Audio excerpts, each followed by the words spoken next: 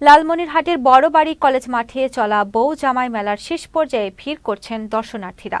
মেলা উপলক্ষে নতুন পুরাতন সকল জামাইরা বেড়াতে আসেন শ্বশুরবাড়িতে। রুই, কাতলা, বোয়ালসহ অনেক প্রজাতির মাছ বাজারে নিয়ে আসেন জামাইদের কাছে বেচা বিক্রির জন্য। রীতি অনুযায়ী এখান থেকে পছন্দমতো মাছ কিনে শ্বশুরবাড়ি নিয়ে যান জামাইরা। মেলা থেকে কেনা মাছ দুপুরে খাওয়ার পর বিকেলে বউসহ শ্বশুরবাড়ির লোকজনকে সাথে নিয়ে পিঠা মেলায় আসেন তারা। এছাড়া সবার সাথে জামাই বউ উপভোগ করেন মেলার নানা আয়োজন। আজকে আমি এই মেলায় এসেছি আমার বাবার সঙ্গে। আমার বাবা এই কলেজের একজন শিক্ষক। এই মেলাটা অনেক সুন্দর এবং আমার এই মেলায় এসে অনেক ভালো লাগছে। আমি বউজামা মেলা দেখতে আসছি, খুব ভালো লাগতেছে।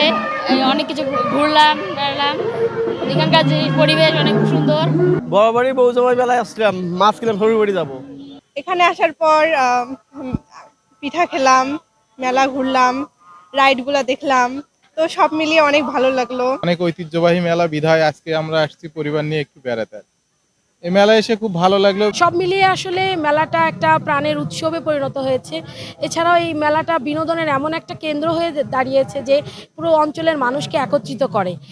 আমার এখানে 20-22 রকমের পিঠা বানানো হয়।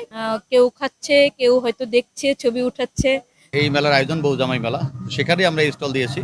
তো আমাদের এখানে বিভিন্ন ধরনের আঞ্চলিক পিঠা এবং আধুনিক যে পিঠাগুলো আছে বা হারিয়ে যাওয়া পিঠাগুলো যে আছে সেগুলোকে সবগুলাই তুলে ধরার উদ্দেশ্যেই এই মেলার আয়োজন করেছেন স্যার।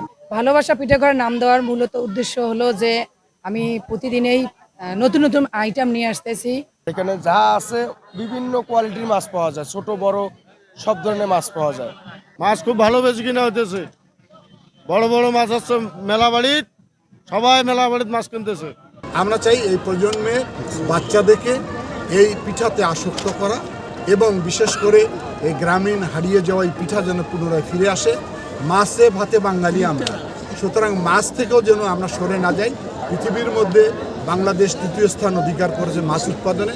আমরা আশা করি আমাদের এই মেলার মাধ্যমে নতুন করে মাছ চাষে উদ্বুদ্ধ হবে লোকজন এবং মাছের প্রতি সাধারণ মানুষেরও আসক্তিটা বাড়বে। এখানে নারী পুরুষ অনেকেই রয়েছেন। গ্রাম বাংলার ঐতিহ্যবাহী খেলা লাঠি খেলা, এটা আমরা সবাই মিলে বিভিন্ন এলাকায় যেন এগুলো আলোচিত আয়োজন করা হয় এবং আমাদের যে প্রাণের খেলা লাঠি খেলা, এটা যদি আরো বেশি করে করা যায় তাহলে আমরা মনে করব যে আমাদের যে অতীত ঐতিহ্য এবং কৃষ্টি কালচার আছে সেগুলোকে আমরা ধারণ করতে পারবো, লালন করতে পারবো।